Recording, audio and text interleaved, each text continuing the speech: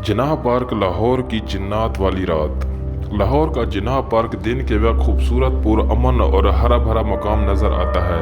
यहाँ पे families picnic करने जाती हैं, बच्चे खेलने जाते हैं और जॉगिंग करने वाले लोग सैर करने जाते हैं। मगर रात को जब हर तरफ सन्नाटा छा जाता है, तब इस पार्क का एक और चेहरा सामने आता है।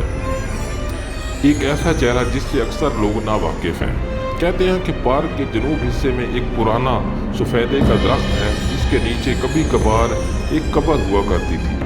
बरसों पहले यहाँ एक बुजुर्ग फ़कीर की अरहमगाह थी, जो रातों को तन्हाई में इबादत किया करता था। मकामी लोगों के मुताबिक वो फ़कीर आम इंसान नहीं था, बल्कि जिन्नात का दोस्त था। फ़कीर की वफ़ात के बाद वो दरख्त और इसके आसपास का इलाका जिन्नात की बस्ती बन गया। एक रात की बात है जब तीन दोस्त अली, साद और कामरान ने फैसला किया कि वो इस पार्क में रात गुजारेंगे, सिर्फ एक एडवेंचर के लिए। इनमें से एक ने सुन रखा था कि सफ़ेदे के दरख्त के पास कुछ अजीब सा होता है। हंसी मजाक में वो जब रात को 12 बजे पार्क में दाखिल हुए और सीधा इसी दरख्त की तरफ चले गए। जैसे ही वो इस दरख्त के करीब गए तो फिजा में एक अजीब सी ठंडक फैल गई। हवा रुक गई और खामोशी से गहरी हो गई। साद ने मजाक में दरख्त के तने पे हाथ मारा और बुलंद आवाज में कहा, अगर कोई यहाँ है तो सामने आए। अचानक दरख्त के पत्ते जोर से हिलने लगे, हालांकि हवा का कोई झोंका भी ना था। एक पुरानी भारी आवाज गूंजी, तुमने बुलाया है, अब वापस नहीं जा पाओगे।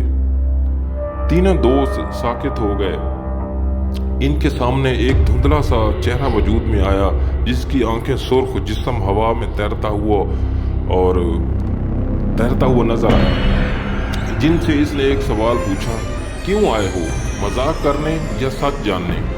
अली ने कांपती हुई आवाज में कहा, हम सिर्फ देखना चाहते थे कि जो सुना है वो सच है या नहीं। जिन ने कहा, फिर देखो। इस लम्हे में ज़मीन हिलने लगी, दरख्त की जड़ों से चीखें की आवाज़ें आने लगी और हर तरफ साए दौड़ने लगे।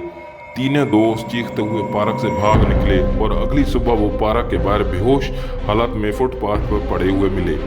इस दिन के बाद वो कभी इस जगह का नाम भी नहीं सुनना चाहते थे और पार्क की इंतज़ामिया ने पार्क के इस हिस्से को मरम्मत के लिए बंद कर दिया। मगर मकामी लोगों का कहना है कि वो अभी भी वहाँ पर रात को रोशनी का नक्श होता है, सायों की हरकत होती है और हवा में सरगोशियों की आवाज़ें सुनने को मिलती हैं।